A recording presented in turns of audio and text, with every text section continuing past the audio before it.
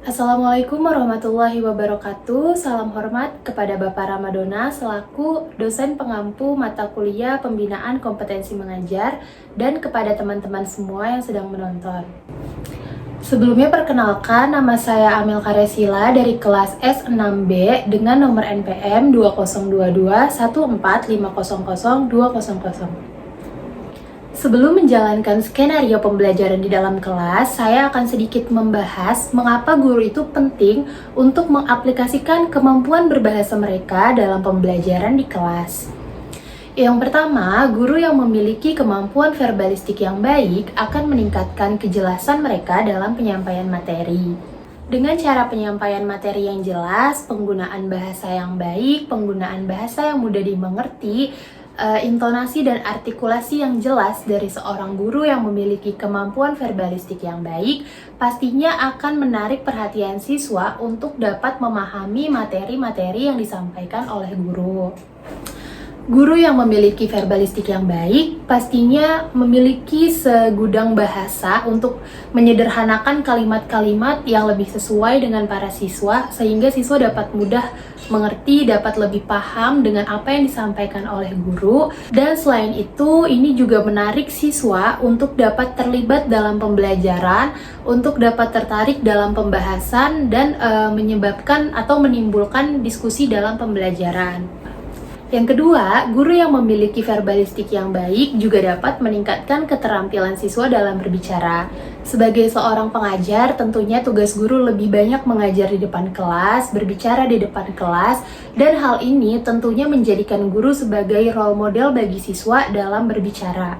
Dalam keseharian mengajar di kelas, siswa pasti akan cenderung mengikuti gaya berbicara guru, gaya berbahasa guru dalam pengajaran di kelas, dalam pembelajaran di kelas, sehingga siswa juga akan belajar bagaimana menggunakan bahasa dengan baik, dengan jelas, dan dengan runtut. Selain itu, siswa juga dapat belajar dari guru bagaimana cara menyampaikan pendapat yang baik di dalam kelas ataupun di luar kelas, menggunakan bahasa-bahasa yang sopan dan dengan bahasa-bahasa yang baik. Pada intinya, guru yang memiliki kemampuan verbalistik yang baik bukan hanya menciptakan suasana efektif dalam pembelajaran, tetapi juga dapat menciptakan suasana pembelajaran yang lebih menarik, yang lebih interaktif, yang lebih bermakna, karena dapat menciptakan komunikasi yang baik antara guru dengan siswa, dengan keterampilan yang baik, dengan keterampilan berbahasa yang baik yang dimiliki oleh guru. Tentunya guru akan membangun suasana kelas menjadi lebih hidup dan menyenangkan. Dalam video kali ini, saya akan menjalankan sebuah skenario yang sudah saya buat, skenario pembelajaran di dalam kelas, di mana saya akan berperan sebagai guru dan mengaplikasikan keterampilan berbahasa saya di dalam kelas untuk mengajarkan siswa-siswa agar mengerti apa yang saya sampaikan dan teori yang saya bawakan pada hari ini. Dalam skenario ini, saya akan mengajarkan pelajaran bahasa Indonesia di kelas 10 SMA dengan materi teks eksposisi dan dengan model pembelajaran diskusi serta presentasi.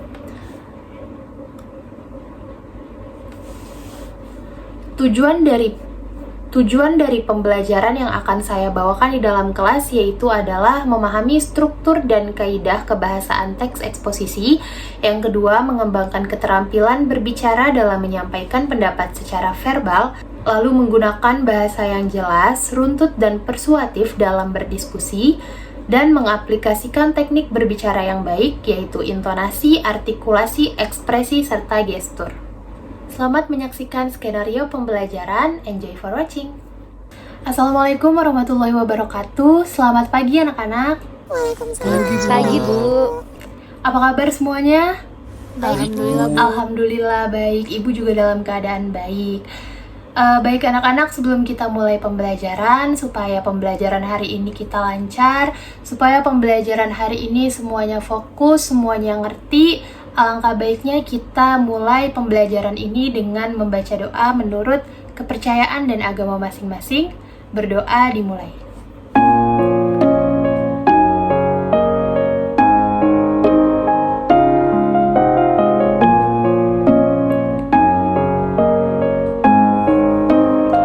Amin ya rabbal alamin. Berdoa selesai. Sebelum masuk ke pembelajaran, Ibu mau tanya dulu. Di sini siapa yang percaya diri untuk berbicara depan kelas? Saya berani, Bu. Nah, ada yang nggak pede, ada yang pede, ada yang berani, ada yang nggak berani. Kenapa sih bisa kayak gitu? Kenapa bisa ada yang berani? Kenapa bisa ada yang nggak berani? Takut, Bu. Malu, Bu. Oke, malu, nggak biasa. Anak-anak, kita itu penting untuk bisa percaya diri berbicara di depan umum. Kalau misalkan kita berani menyampaikan pendapat kita di depan umum, kita berani berbicara di depan umum, kita dapat menyalurkan pemikiran-pemikiran kita kepada orang banyak. Jadi, pemikiran-pemikiran kita yang bermanfaat, pemikiran-pemikiran kita yang positif, itu dapat tersalurkan, apalagi jika kita dalam suatu masalah yang harus dipecahkan, anak-anak. Tapi ada juga nih yang saya percaya diri kok Bu untuk ngomong depan kelas, saya berani kok Bu untuk ngomong depan kelas. Nah, untuk kalian yang udah berani untuk berbicara depan kelas, yang udah berani berbicara di depan umum, itu bagus. Tapi kalian tetap harus perhatiin apa yang kalian sampaikan. Apakah itu sudah benar, apakah itu sudah baik, sudah sopan, sudah bisa diterima oleh orang banyak atau belum.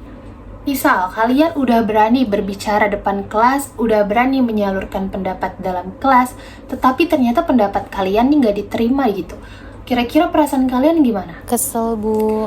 Nah, pasti kita ngerasa kesel dong. Pasti kita ngerasa, udah capek-capek ngeluarin pendapat tapi nggak didengar gitu. Nah, perasaan-perasaan kayak gini tuh harus kita redam anak-anak ya, karena dalam musyawarah atau dalam mufakat atau dalam penyampaian pendapat itu nggak selalu pendapat kita yang jadi solusi. Jadi kita baik dalam menyampaikan pendapat, yang penting kita udah baik, yang penting kita udah sopan. Untuk masalah diterima atau tidaknya pendapat kita itu menjadi keputusan bersama. Jadi kalian nggak boleh memaksakan pendapat kalian. Kalian cukup memberanikan diri untuk menyampaikan pendapat kalian di depan umum gitu anak-anak. Nah, setelah Ibu bahas isi dari apa yang kalian sampaikan, misal tadi kan Ibu udah bahas nih, kalau misalkan kalian udah berani ngomong depan kelas, kalian harus pikirin juga apa yang kalian sampaikan. Kalian harus perhatiin juga gimana kalimat yang kalian sampaikan. Kalau misalkan kalian udah pikirin itu, kalian udah perhatiin itu, wah, kalimat yang saya sampaikan udah baik Bu, kalimat yang saya sampaikan udah sopan. Nah, selain dua hal ini, kalian juga harus perhatiin gimana cara kalian menyampaikannya. Orang yang dapat mengutarakan maksud dan tujuannya dengan baik biasanya akan lebih didengarkan oleh orang banyak. Misalnya kamu udah memiliki pemikiran, memiliki solusi yang baik, memiliki pendapat yang kira-kira bermanfaat untuk orang banyak, kamu juga udah bisa mengemas dalam bahasa yang baik, dalam bahasa yang sopan dan bisa diterima di orang banyak, tapi kamu nggak bisa gimana cara menyampaikannya, itu juga bisa bikin orang itu kurang yakin sama pendapat kalian. Jadi kalian harus pikirin gimana caranya kalian menyampaikan apa yang kalian pikirkan itu kepada orang banyak. Jadi bukan asal mental berani maju, tapi kalian juga harus bisa menyampaikannya. Nah, kalau kalian bisa menyampaikannya, itu pasti orang-orang akan tertarik dengan pendapat kalian, dan pendapat kalian pasti akan jauh lebih didengarkan oleh orang banyak. Sekarang Ibu tanya, kalian lebih suka mendengar orang berbicara dengan nada yang monoton atau ekspresif? Ekspresif ya, kenapa kalian lebih suka yang ekspresif? Betul, kalau kita dengerin seseorang yang berbicara dengan ekspresif, dengan antusias, biasanya kita tuh lebih tertarik. Kita nggak bosen dengerin dia ngomong gitu, kita kebawa, bener nggak anak-anak? Betul. Misal, kalian punya pendapat nih buat ngadain uang kas di kelas, terus kalian nyampein ke teman-teman kalian kayak gini. Teman-teman, kita bikin uang kas yuk di kelas. Kira-kira ada nggak yang dengerin? Nah, nggak ada ya. Kenapa nggak ada? Karena kamu kurang ekspresif. Ya, karena penyampaian kamu kurang bisa menarik perhatian teman-teman. Kamu juga nggak sampein alasannya apa, tujuannya apa. Jadi teman-teman, bikin uang kas? bikin uang kas, ngapain bikin uang kas? Pasti pemikirannya kayak gitu ya, kurang bisa terbawa sama ajakan kamu. Coba kalian ngajaknya itu sampein ke teman-teman kelasnya itu kayak gini, teman-teman coba yuk kita bikin uang kas, siapa tahu nanti uang kasnya bermanfaat buat kelas kita. Kalau misalkan ada acara-acara kelas, kita nggak usah kumpulin uang lagi, kita bisa pakai uang kas kelas kita. Terus nanti kalau misalkan di akhir semester uang kas kita masih ada, siapa tahu kita bisa ngadain makan-makan atau acara apa-apa, kumpul-kumpul sama satu kelas, kan enak. Coba yuk kita jalanin uang kas dalam kelas. Nah, kalau kayak gitu pasti kan sebagian, mungkin nggak semua teman-teman kalian setuju, tapi setidaknya pemikiran kalian itu sudah tersampaikan dengan baik, cara penyampaiannya udah baik, idenya juga udah bagus, udah positif ya. Jadi walaupun menimbulkan pro dan kontra sedikit, tapi setidaknya itu adalah pemikiran yang udah bagus kalian sampaikan, yang udah berani kalian sampaikan. Untuk hasil dan keputusannya seperti apa, itu nanti balik lagi ke teman-teman kalian. Kalian gak boleh kecewa sama keputusan bersama di dalam kelas kalian gitu. Jadi yang penting kalian udah bisa menyampaikan pendapat dengan baik, sudah bisa menemukan ide yang bagus, dan yang penting udah berani menyampaikannya di depan kelas gitu anak-anak ya. Oke anak-anak, sekarang kita masuk ke pembelajarannya. Hari ini kita akan belajar tentang teks eksposisi dan bagaimana cara menyampaikan pendapat yang baik. Karena dalam menyampaikan pendapat bukan hanya dengan kata-kata yang tepat, tapi juga kita harus dapat meyakinkan anak-anak. Karena berbicara yang baik itu bukan cuma soal isi, tetapi juga cara menyampaikannya. Nah anak-anak, ibu akan jelaskan pengertian dari teks eksposisi. Jadi teks eksposisi itu adalah suatu jenis teks yang bertujuan untuk menguraikan, menjelaskan, dan memberitahukan kepada para pembaca tentang suatu hal yang objektif dan faktual. Maksudnya gimana Bu? Maksudnya dari teks eksposisi ini adalah teks ini memberitahukan kepada para pembaca tentang suatu hal yang benar-benar terjadi gitu, tentang suatu hal yang fakta. Jadi bukan dongeng, bukan hayalan, tapi ini adalah suatu hal yang benar-benar terjadi dan juga objektif. Teks eksposisi ini membahas tentang suatu topik tertentu dengan jelas, sistematis, dan juga logis. Jadi nggak ada yang berdasarkan dongeng atau berdasarkan khayalan, atau ada fakta-fakta yang mendukung. Itu yang disebut teks eksposisi ya anak-anak. Nah, teks eksposisi ini juga memiliki ciri-ciri ya anak-anak. Jadi setiap teks itu pasti dia punya ciri-cirinya tersendiri nih, biar kita bisa bedain dongeng itu kayak gimana, eksposisi itu kayak gimana. Jadi biar kita bisa bedain, ibu akan sebutin beberapa ciri-ciri dari teks eksposisi. Yang pertama, ciri-cirinya itu bersifat informatif. Nah, kalau informatif berarti apa? Kalau informatif berarti teksnya itu dapat memberikan informasi kepada semua yang mendengarkan atau kepada semua yang membaca. Jadi teksnya itu bukan bersifat kosongan atau nggak ada info, nggak ada hal yang bisa didapat, nggak ya anak-anak.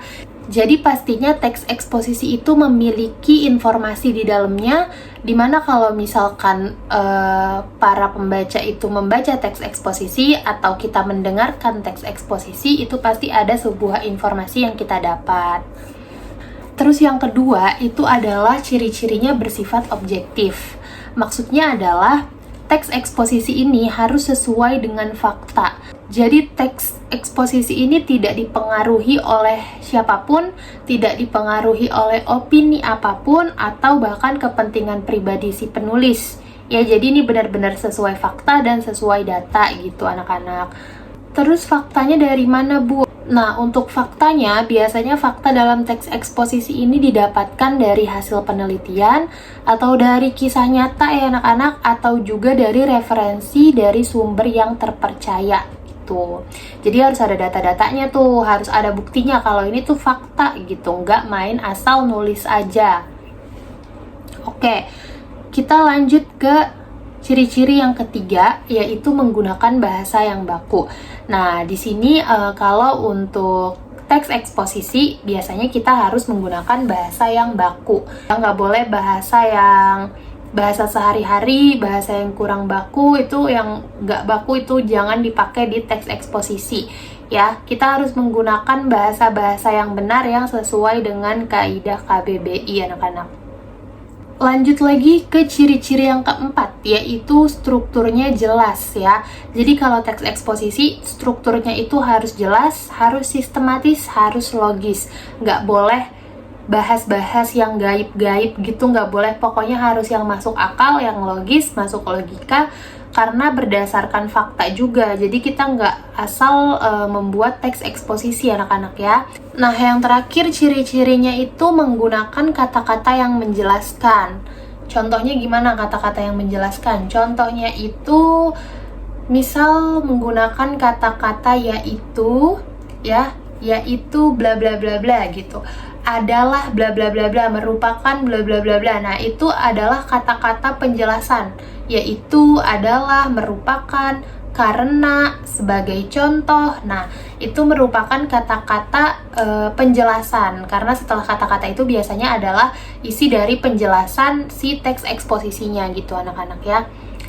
Nah, berarti ibu udah sebutin 5 ciri-ciri teks eksposisi. Berarti udah paham untuk ciri-ciri teks eksposisi. Sekarang kita masuk ke struktur teks eksposisi. Kalau ciri-cirinya tadi udah kita bahas, sekarang kita masuk ke struktur teks eksposisinya ya. Nah, struktur teks eksposisi yang pertama itu ada tesis, terus lanjut ke argumentasi, dan yang ketiga ada penegasan ulang. Kita bahas mulai dari tesis dulu. Apa sih itu tesis? Anak-anak, tesis itu adalah pernyataan pendapat ya. Pernyataan pendapat. Jadi tesis ini ada di bagian awal. Ini merupakan pengenalan topik. Jadi kalian bahas dulu apa itu topiknya. Itu disebut tesis anak-anak ya. Contoh, misalkan ibu ambil contoh tesisnya itu, membaca buku adalah kegiatan yang memberikan banyak manfaat bagi kehidupan seseorang. Nah, itu tesisnya tuh, pernyataan pendapat. Jadi pendapat ini menyatakan bahwa membaca buku itu merupakan memberikan banyak manfaat bagi kehidupan seseorang. Itu baru pernyataannya aja anak-anak. Lanjut ke argumentasi, struktur yang keduanya itu. Argumentasi adalah alasan, data, atau fakta yang mendukung pendapat pada bagian teks. Ya, jadi argumentasi ini mendukung si pernyataan tesisnya, mendukung si tesisnya gitu. Harus ada argumentasinya, karena dia ini yang memberi dukungan, memberi alasan, memberi data atau fakta dari tesis yang udah kita jadikan topik anak-anak. Misal, di sini argumentasinya dengan membaca buku, seorang dapat menambah wawasan, meningkatkan kosakata, serta melatih daya pikir kritis. Nah, ini argumentasinya. Jadi isinya itu mendukung dari tesisnya, dari si pernyataan pendapat yang pertama. Gitu. Lanjut lagi, struktur yang ketiga adalah penegasan ulang atau kesimpulan. Ya, jadi untuk penegasan ulang itu disebut juga kesimpulan. Berisi pembahasan yang telah disampaikan, tapi dirangkum kembali menjadi lebih ringkas gitu ya anak-anak ya, lebih disimpulkan. Contohnya di sini, oleh karena itu membaca buku merupakan kebiasaan yang sangat baik untuk dikembangkan demi meningkatkan kualitas diri. Nah, jadi untuk kesimpulannya itu sebenarnya sama-sama hal yang mendukung dari si tesisnya, cuma dia lebih ringkas ya. Kalau misalkan argumentasi itu bisa 1 paragraf, itu kalau kesimpulan bisa setengah paragraf aja anak-anak. Jadi dia lebih menyimpulkan dan lebih ringkas. Jadi paham ya maksud ibu? Paham, Bu. Oke anak-anak, ibu rasa kalian sudah ngerti apa itu teks eksposisi, kalian sudah paham? Oke, kalau udah paham, ibu akan bagi kalian menjadi beberapa kelompok ya, untuk kalian menyusun teks eksposisi. Jadi kalian dicatat dulu tugasnya. Oke, kalian bikin jadi beberapa kelompok ya. Satu kelompoknya bisa terdiri dari 4-5 siswa, boleh. Kalian atur saja di kelas ini ada berapa siswa. Lalu kalian cari topik eksposisi untuk dibahas ya. Cari topik eksposisinya. Lalu kalian susun argumennya cukup 5-7 kalimat aja. Lalu kalian latihan berbicara. Kalian bisa tunjuk satu orang untuk latihan berbicara di depan kelas untuk nanti membacakan teks eksposisinya. Ya, Ibu kasih waktu 30 menit. Nanti kita setelah ini akan presentasi di depan kelas untuk perwakilannya. Oke anak-anak, gimana? Waktunya udah habis? Kalian udah siap maju ke depan? Siap, Bu. Siap, Bu. Oke, Ibu minta satu perwakilan dari tiap kelompok untuk maju ke depan, bacain teks eksposisi yang udah kalian buat, ya. Kalian bisa tunjuk siapa kira-kira yang mau jadi perwakilannya? Ibu mulai dari kelompok 1 ya, silakan maju ke depan untuk perwakilannya. Oke, kamu udah siap bacain teks eksposisinya? Oke, silakan dibaca.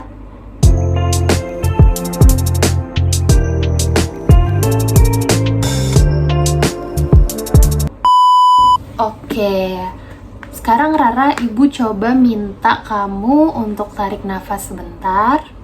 Sekarang kamu coba baca ulang lagi teks eksposisinya, tapi nggak usah buru-buru, pelan-pelan aja, santai, relax. Kamu coba baca ulang, jangan terburu-buru, oke? Coba sekali lagi ya.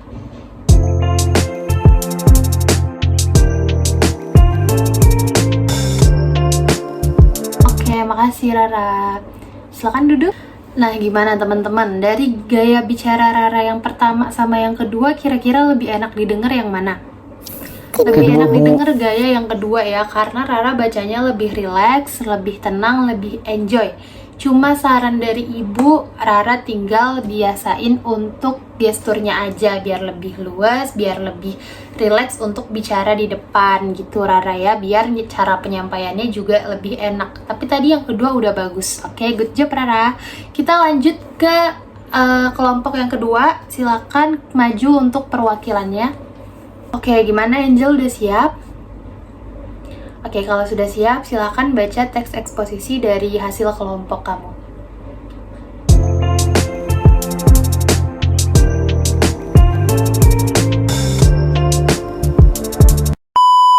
Gimana anak-anak? Untuk teks eksposisi yang dibacakan sama Angel, kira-kira enak nggak didengarnya? Enak, Bu. Bagus ya anak-anak, benar. Ibu juga suka cara Angel membacakan itu, sudah bagus, sudah sesuai titik koma, sudah enjoy, sudah relax. Jadinya kita mendengarkannya juga sampai kepada kita informasinya ya. Kita mengerti informasinya. Angel juga membacakannya dengan intonasi yang baik, artikulasi yang baik, sehingga kita semua di sini bisa mendapatkan informasinya juga dengan baik dan dengan jelas gitu anak-anak ya. Nah, untuk tadi perwakilan yang maju nih ya, apa sih tantangan kalian pas maju ke depan kelas bacain teks eksposisinya?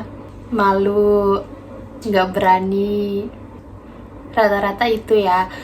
Oke, nah dari presentasi yang barusan kita lakuin, kita juga jadi tahu apa yang harus kita perbaikin dalam komunikasi kita. Jadi Ibu sangat apresiasi banget buat tadi perwakilan yang udah maju ke depan ya. Baik itu kalian kurang atau udah cukup, itu kalian sama-sama hebat semuanya. Ya, jadi kalian bisa mengoreksi diri, evaluasi diri, kira-kira kemampuan komunikasi kalian sudah baik atau belum, kemampuan berbicara kalian sampai mana, sudah sampai mana, kalian bisa koreksi dengan cara kalian memberanikan diri untuk maju di depan kelas. Jadi boleh kasih tepuk tangan dulu buat yang berani maju ke depan kelas membacakan teks eksposisinya. Nah, buat kalian yang belum kesempatan maju ke depan, nanti di pertemuan selanjutnya, Ibu harap gantian ya rolling kalau ada kesempatan untuk maju lagi di depan kelas. Mungkin yang maju adalah kalian yang belum sempat atau belum pernah maju ke depan kelas, biar gantian, biar kalian tahu sampai mana kemampuan kalian untuk berbicara di depan umum, oke? Oke anak-anak, sebelum kita tutup pembelajaran hari ini, Ibu mau kasih tambahan sedikit ya.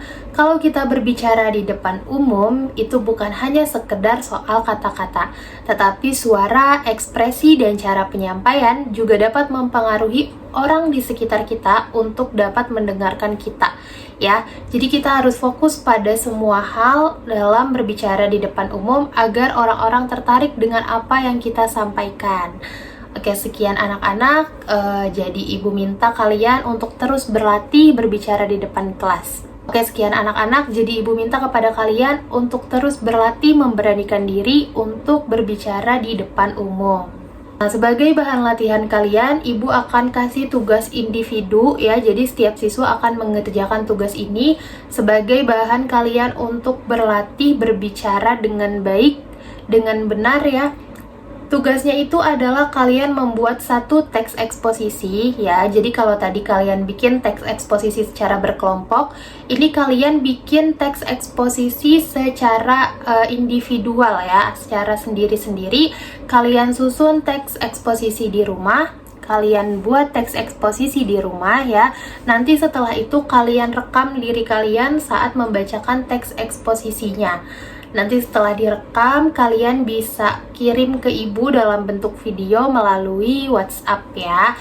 Jadi nanti kalian bisa WhatsApp ke nomor Ibu untuk mengumpulkan tugasnya. Ya, selamat berlatih, semoga kalian bisa mengerjakan tugasnya dengan baik. Untuk hari ini Ibu ucapkan terima kasih banyak, kalian luar biasa ya. Kita semua harus tetap terus berlatih untuk memberanikan diri berbicara di depan umum ya. Untuk hari ini sekian dulu dari Ibu. Kita bisa tutup pembelajaran hari ini dengan membaca doa ya, berdoa menurut kepercayaan dan agama masing-masing. Berdoa dimulai.